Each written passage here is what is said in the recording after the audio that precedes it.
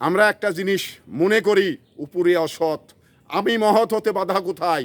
একজন লোক মানে অন্যায় করে কোটি কোটি টাকা কামাই করছে, আমি সেটাকে মানে ঘৃণা করতে আমার দোষ কোথায়?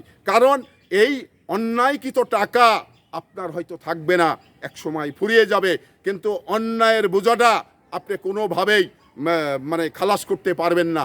কারণ যতবেল না আপনি ওই যে ব্যক্তির অসৎভাবে টাকা নিয়েছেন, সেই ওই ব্যক্তি আপনাকে যতবেল মানে ছাড় না দিবে, যতবেল আপনাকে ক্ষমা করবে, ততবেল আপনি ক্ষমা করতে পারবেন না। আল্লাহ পাক পরিষ্কার কথা বলেছেন, যদি কোনো মানুষের দ্বারাই মানুষ মানে অন্যায় করেন, তাহলে ওই মানুষটির কাছেই মানে মাপ চাইতে হবে, ওই মানুষটির কাছেই ক্ষমা চাইতে হবে। আমি আল্লাহ আপনাকে সর্বপ্রথম ক্ষমা করতে পারবো না, কারণ ওই মানুষটি ক্ষমা করলে তারপরেই আমি আপনাকে ক্ষমা করব।